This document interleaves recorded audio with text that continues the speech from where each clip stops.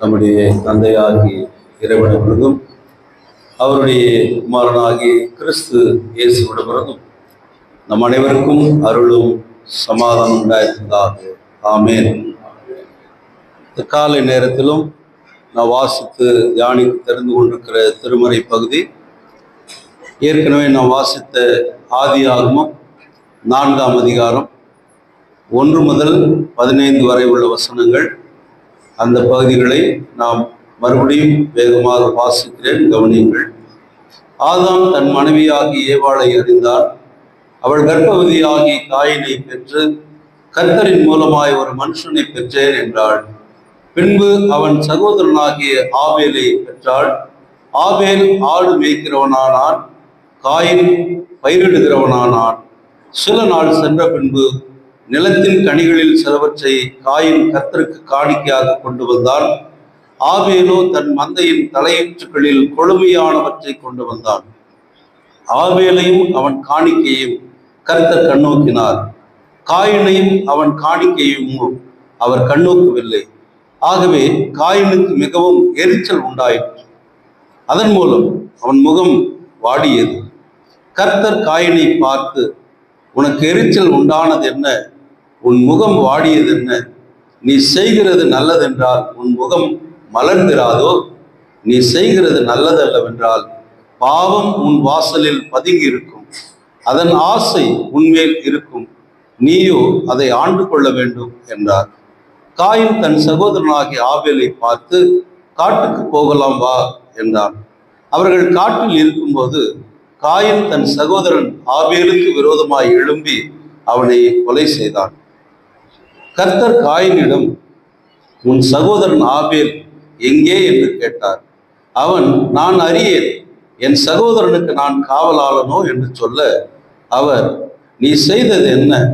உன் சகோதரனின் இரத்தம் பூமியிலிருந்து என்னை நோக்கி கூப்பிடுகிறது, கேள். இதோ உன் சகோதரன் இரத்தத்தை உன் கையிலே வாங்கி கொள்ள தன் வாயை திறந்த நிலத்திற்கு நீ விலக்கப்பட்டு சாபத்திற்குள்ளானாய். நீ நிலத்தை பயிரிடுகையில் அது தன் பலனை இனி உனக்கு கொடாது.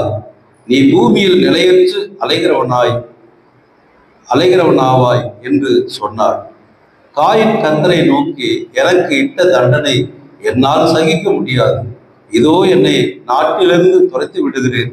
நான் உமது சமூகத்துக்கு விலகி மறைந்து பூமியில் நிலையற்று அலைகிறவனாயிருப்பேன். என்னை கண்டுபிடிக்கிறவன் எவனும் என்னை கொண்டு போடுவானே என்றார். அப்பொழுது கர்த்தர் அவனை பார்த்து, காயினை கொல்லுகிற எவன் மேலும் 7 பழி சுமரும் என்று சொல்லி, எவனும் காயினை கண்டுபிடித்து அவனை கொன்று போடாதபடி கர்த்தர் அவன் மேல் ஒரு அடையாளத்தை போட்டார் என்றார் என்பதுவே. செவிப்போம். கிருபையுள்ள ஆண்டவரே, பாவத்தின் துவக்கத்தை ஆபேல் காயினுடைய வாழ்வில் நாங்கள் இருந்து அறிந்து கொள்ளுகிறோம்.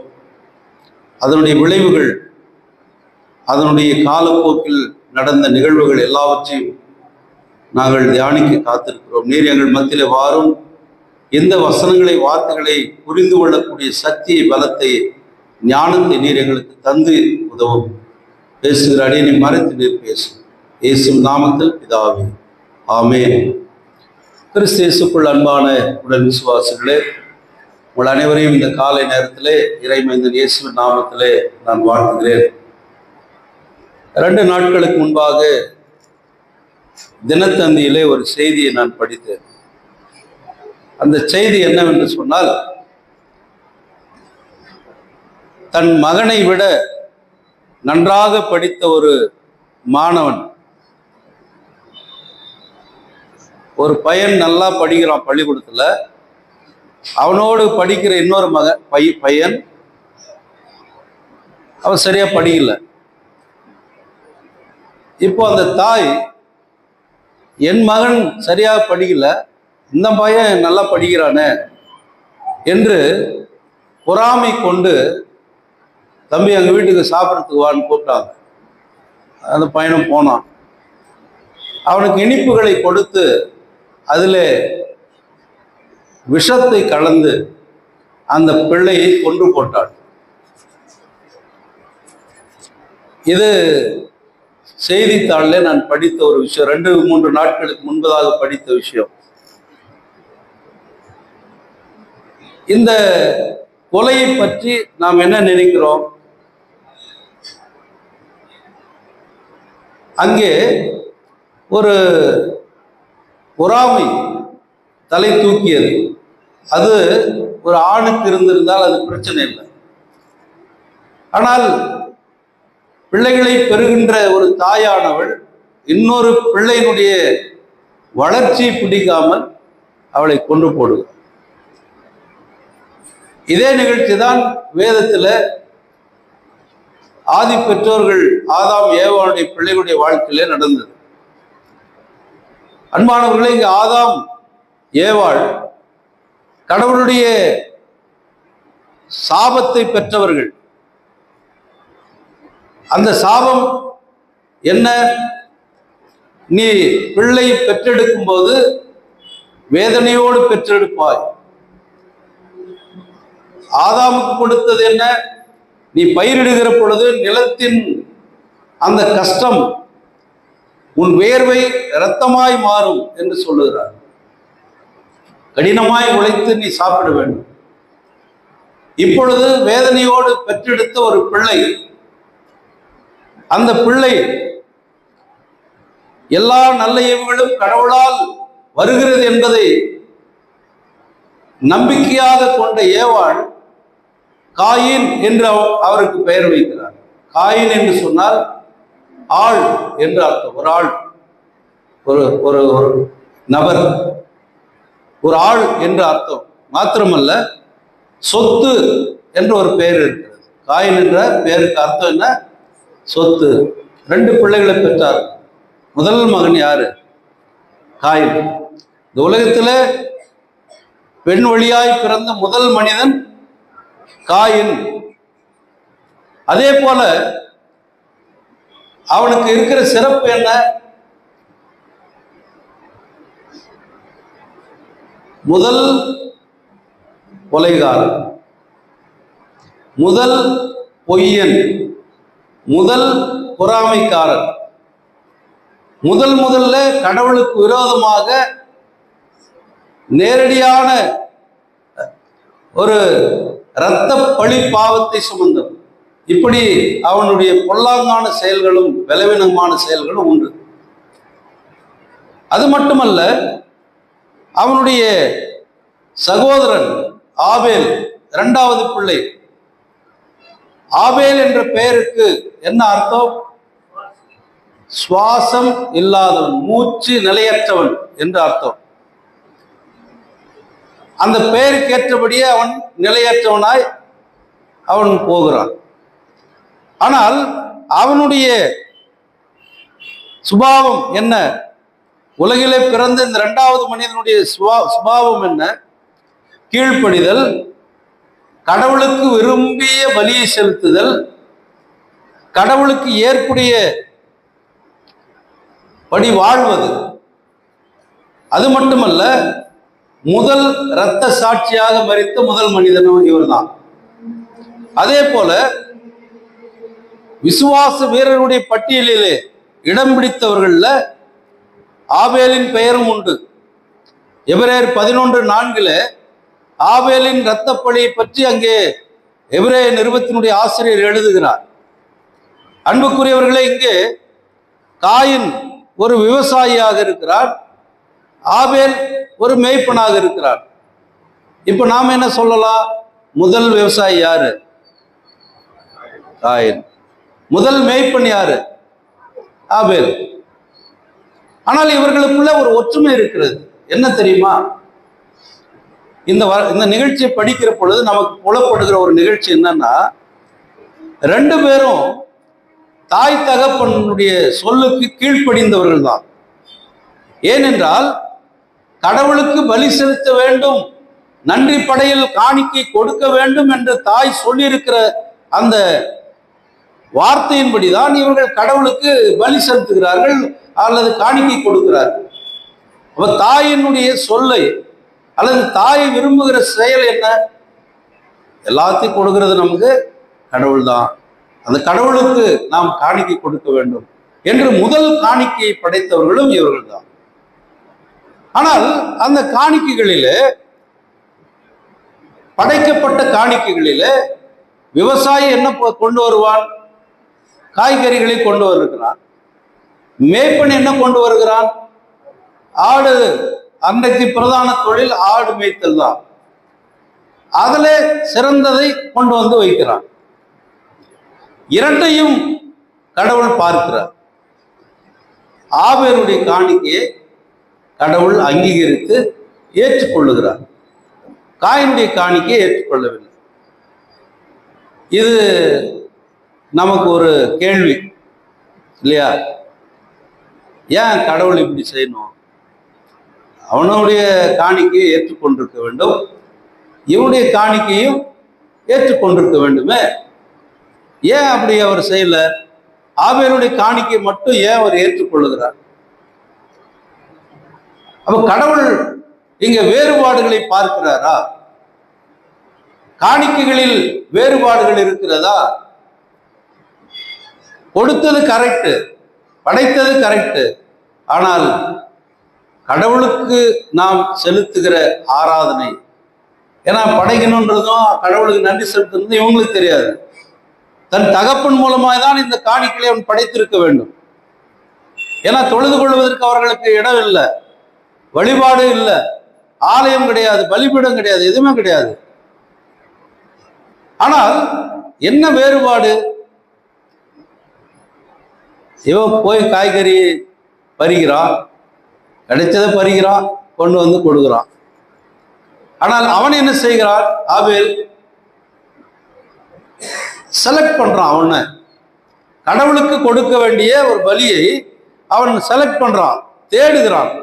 அதுல தலையீற்றுகளிலே மிக சிறந்ததை கொண்டு வருகிறான். நான் பல நேரத்தில் உங்களுக்கு சொல்லியிருக்கிறேன் தான், கடவுளுக்கு கொண்டு வருகிற காணிக்கைகள் எப்படிப்பட்டதா இருக்கிறது?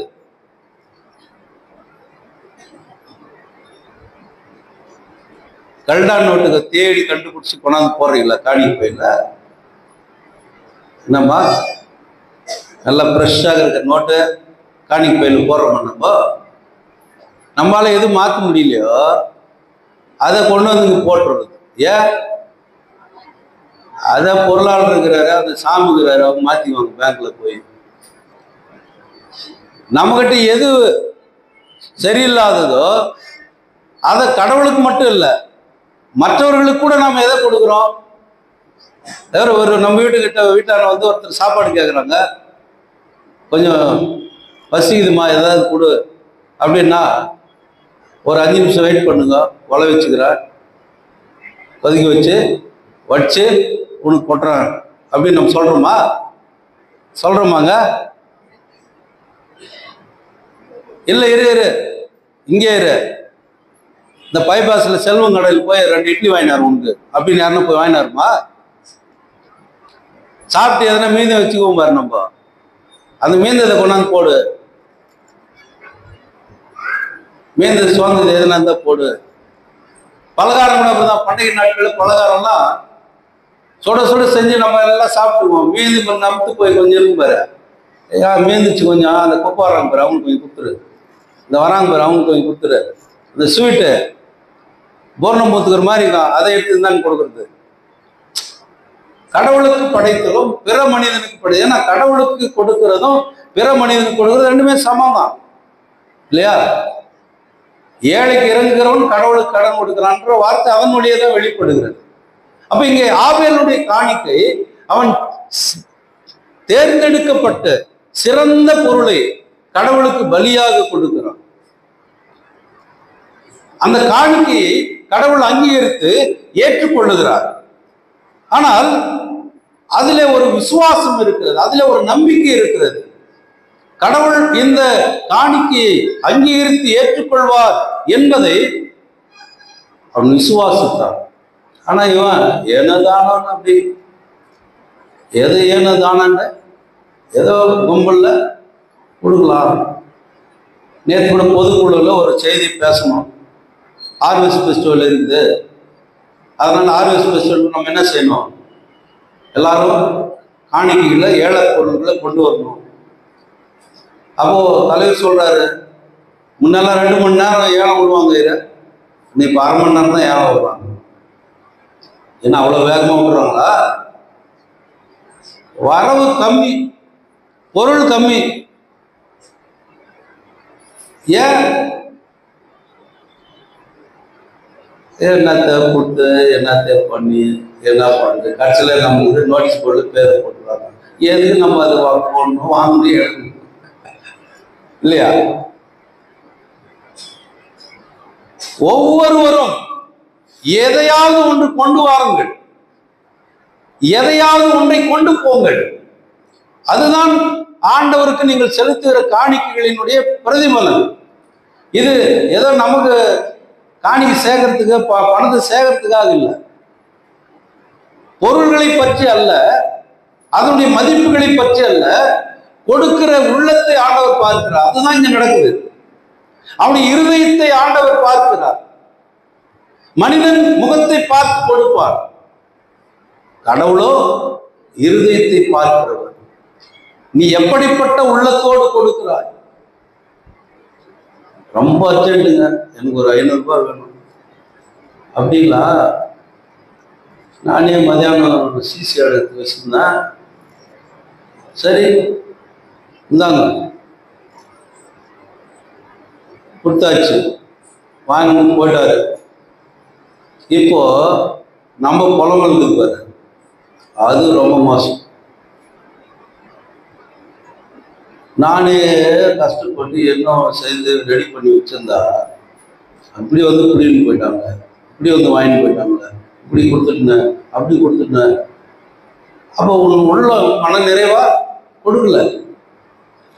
ஆபேலுடைய காணிக்கை மன நிறைவாய் கடவுள் திருப்தி அடையத்தக்கதாக இருந்தது. நம்முடைய காணிக்கைகள் அல்லது நம்முடைய உள்ளம், அவர் எதை எதிர்பார்க்கிற கடவுள்? உள்ள தூய்மையோடு நீ செலுத்துகிற காணிக்கைகள் ஏற்றுக்கொள்ளப்படுகிறது. உள்ளத்துல கஷ்டம், உள்ளத்துல பிரச்சனை, ஏதோ ஒண்ணு செக்ரட்டரி பேர் வாசிக்கணும், நம்ம பேரை ஐயர் பேர் சொல்லி ஜெபம் பண்ணணும் இல்லையா? நான் ஏற்கனவே ஒரு உதாரணத்துக்கு உங்களுக்கு சொல்லியிருப்பேன். ஒரு சபையில இருந்து ஒருத்தர் ஸ்தோத்திர காணிக்கை போட்டாரு,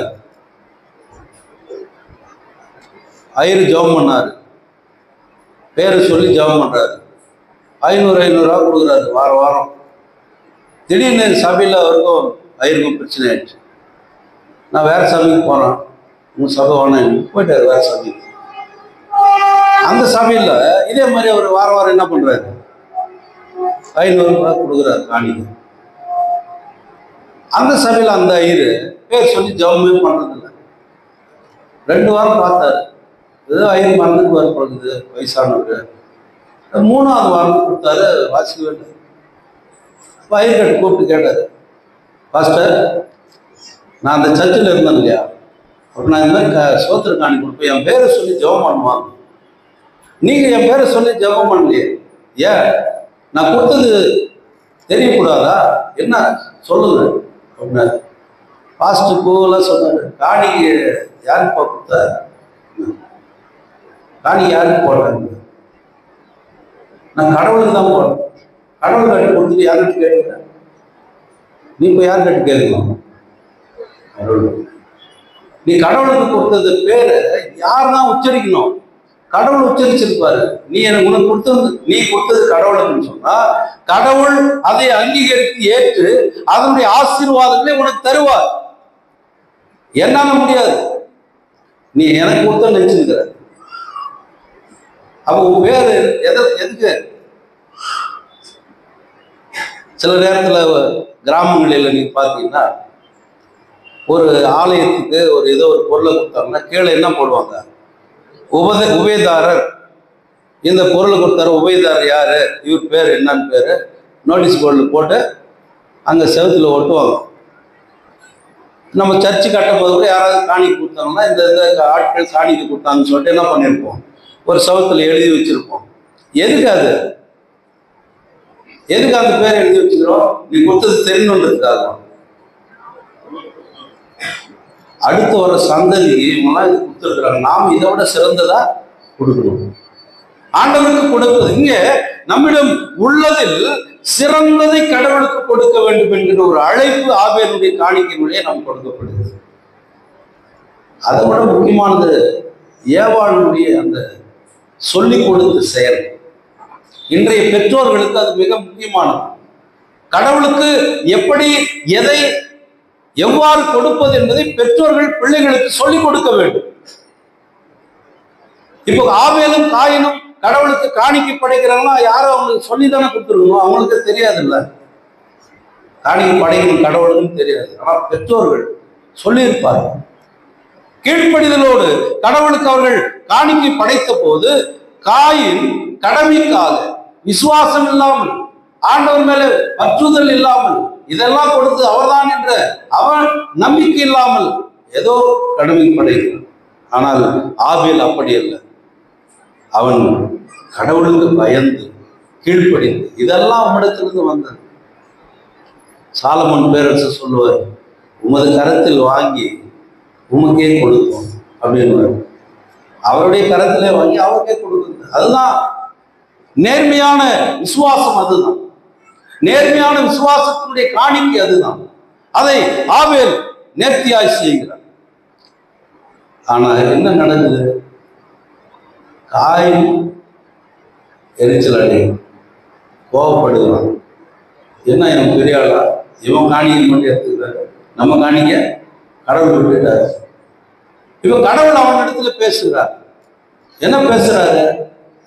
ஏப்பா கோபமா இல்லை, என்ன உங்களுக்கு பிரச்சனை? அது எப்படி? அது கோபப்படாது, நீ நல்லது நினை. ஏன் அவன் உன்னோட சின்ன பையன் தானே, அவன் உன்னை மதிக்கிறான், உன் மேல ரொம்ப ஆசையா இருக்கான், நீ அவனை ஏற்றுக்கொள். அறிவுரை சொல்றாரு கடவுள். அறிவுரையை நம்ம இந்த காலத்தில் யாருன்னா அறிவுரை ஏற்றுக்கிறாங்களா? பெற்றோர்கள் பெரியவர்கள் யாருன்னா அறிவுரை சொன்ன ஏற்றுக்கிறாங்களா? பிள்ளைகள் எந்த பிள்ளையும் நமக்கு அறிவுரை சொல்றோம். அதெல்லாம் உங்க காலம்ப்பா, அதெல்லாம் உங்க காலம். எங்க காலம் வேற. உங்க காலம் எங்க காலம் என்ன? அரிசியில் தானே சோறு ஆகிறோம். அவன் சொல்றான், நீ சோறாக்கி சாப்பிட்டு காலம் போயிடுச்சு. அதை நாங்கள் பாதிலே எடுத்து ஃப்ரைட் ரைஸ் போட்டு சாப்பிடுவோம். வேகாத அரிசியில் ஃப்ரைட் ரைஸ் சாப்பிடுவோம். வேகாத யாருன்னா கல்யாணத்துக்கு பிரியாணி போட்டான்னா என்னடா வெந்துச்சா இது சோறு கட்டுறோம். ஆனால் வேகாத அரிசியில் ஃப்ரைட் ரைஸ் போட்டால் அந்த சந்தோஷமா சாப்பிடுவோம் இல்லையா? மனிதனுடைய எண்ணம், மனிதனுடைய காரியங்கள் வேறு வேறாக பயணிக்கிறது. அவனுடைய எண்ணம், அவனுடைய இறுதி சிந்தை. அப்போ ஒரு சகோதரருக்கு அறிவுரை சொல்றாரு கடவுள். அவன் அறிவுரையே ஏற்கல. அவன் ஏற்றிருந்தால் இந்த கொலைன்ற ஒரு பிரச்சனை வந்திருக்காது. அவன் அந்த அறிவுரையை ஏற்காததுனால விபரீதமான ஒரு முடிவுக்கு வருகிறான். அந்த எரிச்சல், கோபம் அவனை விட்டு போவே இல்லை. அவன் என்ன செய்கிறான்? தோட்டத்துக்கு போலவாப்பா கூட்டு போய் தம்பியை கொலை செய்திருக்கிறான். இப்போ கடவுள் கேட்கிறாரு, எங்கப்பா அவன்? எனக்கு தெரியாது, நான் என்ன அவனுக்கு காவல்காரனா? அவன் எங்க இருக்கவனு எனக்கு என்ன தெரியும்? உடனே போய் ஒரு கொலையை மறைப்பதற்கு இப்ப என்ன நாங்க உள்ள வந்துச்சு பாருங்க. பொறாமை வந்துச்சு, கோபம் வந்துச்சு, கொலை வந்துச்சு, பகை உண்டாகுது. இப்ப இந்த பகை எப்படி போச்சு தெரியுமா? சில நேரத்தில் நடக்கிறது தான் நம்ம ஊர்ல. இந்த குடும்ப சண்டை கோயில் சண்டையாகும். பார்த்துக்கிறீங்களா நீங்க? சில நேரத்தில் இந்த கோயில் சண்டை ஊர் சண்டையாகும். சில நேரத்தில் ஊர் சண்டை ஒரு பெரிய நகர சண்டையாக மாறும். இன்றைய உலகத்துல சண்டை, பகை என்று சொன்னால் எதிலே விளைகிறது என்று சொன்னால் ரிலிஜியன். இன்னைக்கு மதம் தான் இன்னைக்கு மிகப்பெரிய ஒரு பகையை உருவாக்கி இருக்கிறது. இந்த மதம் தான் இன்றைக்கு எந்த மதம் பெரியது, எந்த மதத்தால் மதத்தில் இருக்கிற விசுவாசம் பெரியது, இதை குறித்தான் சர்ச்சைகள் போய்கொண்டே இருக்கு, சண்டைகள் போய்கொண்டே இருக்கு. யார் பெரியவன்? அமெரிக்க தேசத்தை வல்லரசு நாடு என்று சொல்லுகிற அந்த தேசம் ஒரு பக்கம் சமாதானம் பண்றான், ஒரு பக்கம் சண்டை போடுறான், ஒரு பக்கம் ஆயுதம் கொடுக்குறான், ஒரு பக்கம் பெட்ரோல் கொடுக்குறான், ஒரு பக்கம் நீங்க சண்டை போட்டீங்கன்னா உங்களை அடி பண்றான், இன்னொரு பக்கம் நீ தான் போய் சண்டை போட முடியும். பகையை உருவாக்குகிறதும் சமாதானப்படுத்துவதும், சண்டை வந்துட்டு அப்புறம் சமாதானப்படுத்திட்டு எனக்கு நோபல் பரிசு கொடுன்னு கேட்கலாம். பாத்தீங்களா? ஏன் எனக்கு நோபல் பரிசு தரல? அவரு கேட்கிறாரு, கொடுக்குறது அமெரிக்க ஜனாதிபதி கேட்கிறாரு. அப்போ இங்கே மனிதன் கடவுளுடைய முன்பாக தன்னுடைய கோபத்தை, தன்னுடைய பலவீனத்தை, தன்னுடைய மீறுதல்களை அவன் காண்பிக்கிற பொழுது கடவுள்